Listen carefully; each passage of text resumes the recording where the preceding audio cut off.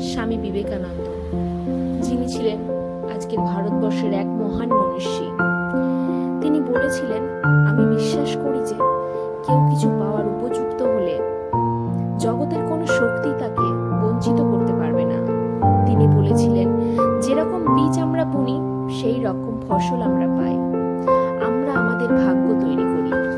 তার জন্য কাউকে দোষারোপ করার কিছুই নেই, কাউকে প্রশংসা করারও কিছুই নেই। তিনি আরো বলেছিলেন, যারা তোমার সাহায্য করছে তাদের কখনো ভুলে যেও না।